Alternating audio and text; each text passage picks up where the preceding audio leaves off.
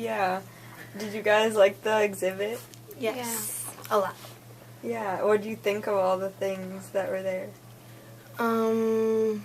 Well, in the exhibit place, I think that all the stuff that they did back then was like very cruel and not nice, because they did they have feelings too, so they could have felt like sad and hurt. And what was your reaction when you saw it?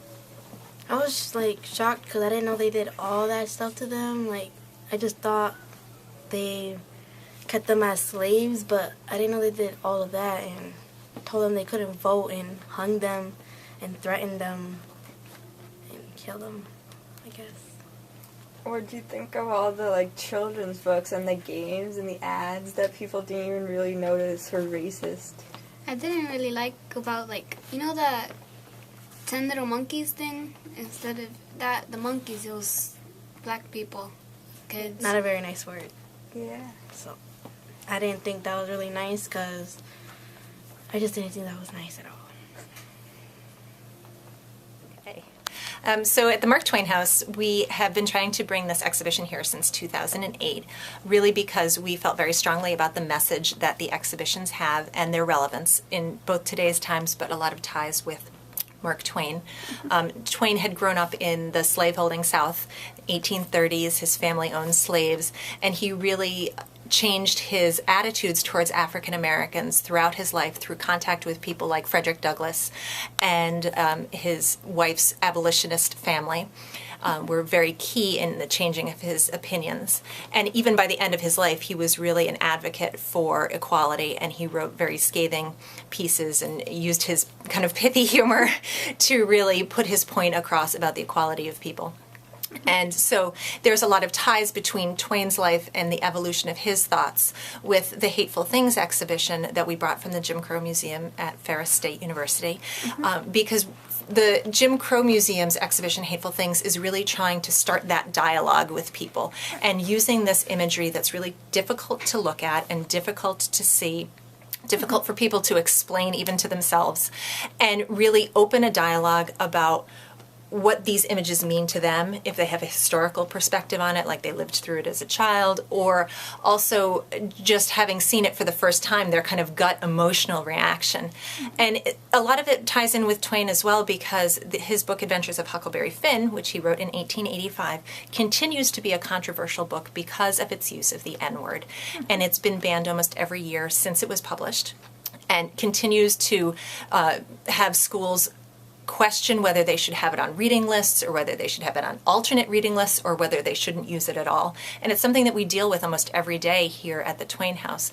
So having both the Twain side showing his evolution and the Hateful Things side trying to start this dialogue on a topic that is still incredibly relevant today meant a lot to us, to be able to use kind of these historical artifacts to talk about the history, which also helps inform our present and our future. You had mentioned in the opening comments that this has been a long time process. Yes. Everybody's saying it's finally here. Yep. What was that process? There was a lot of issues with bringing it to start off with. Some of them were financial.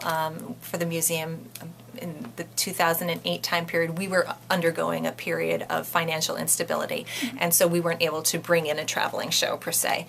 So that was one.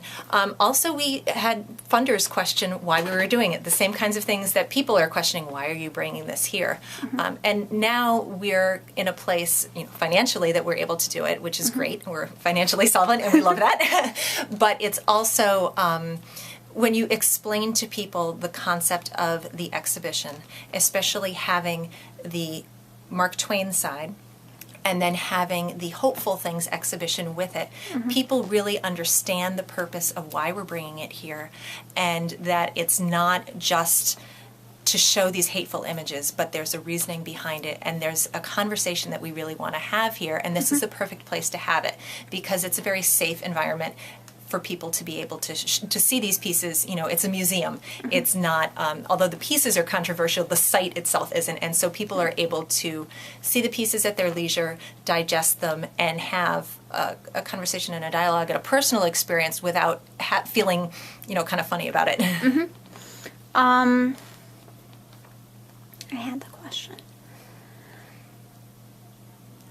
From an educational standpoint, I know Craig Hopkins was pushing the education. Yes. What kind of programs are you guys? We have a school program that is developed.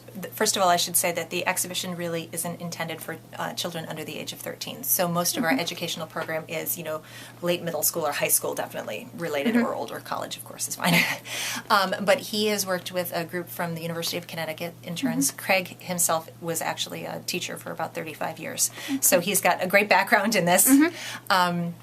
And they've developed a program where the kids come in and they can look at some of the images. You take kind of a section of the exhibition and what images had the most impact on you, what surprised you most about them. So asking some thought-provoking questions so that they can start this conversation. Every group would come in and would take a different section and then kind of talk about it in front of the other groups. So they have developed that to be able to do it. We're also working with the Hartford ELL students, the English Literacy Learning students, on a second part of the Hopeful Things exhibition. And what that is they're going to be doing an art and writing contest. We have about 40 plus people who have said that they're going to take part in it. And what we want to see is an image and some sort of a written component on their positive reaction to the Hateful Things exhibition. And so that will be coming in mid-May. And that will be actually a juried contest. Winners will get savings bonds.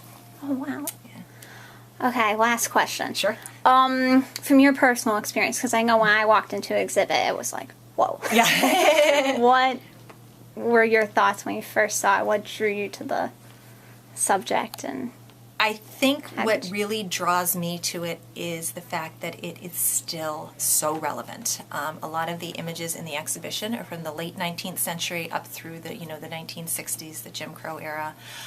There are definitely some more modern images that we've tried to bring in, but it is still incredibly relevant.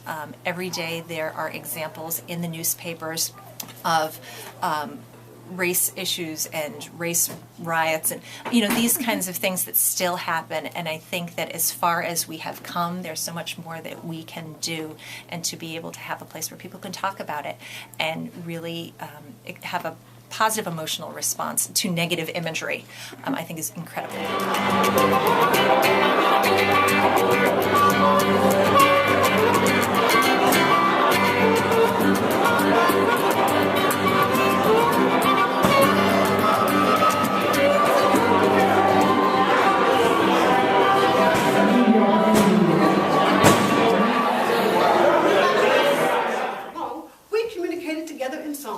We were always singing from morning till night. Most white folks didn't know that coded messages were woven into those songs. Now, it was early evening, and I decided to leave that night. I had just finished up milking for my mother so she could retire early when Dr. Thompson came riding by. So with the master watching me, I walked calmly, bound as I passed him. And as I passed the big house where my brother's wife Mary worked, hoping she'd hear me, I began to sing. I'm sorry I'm going to leave you, very well, very well. I'll meet you in the morning, very well, very well.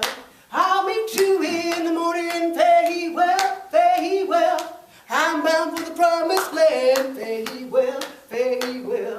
On the other side of Jordan, very well, very well. I'm bound for the promised land, oh farewell, oh farewell. My father had shown all his children where the North Star was in the sky. I'd follow that star walking barefoot in the woods all night long, carrying my walking stick to check for roots, holes, and traps.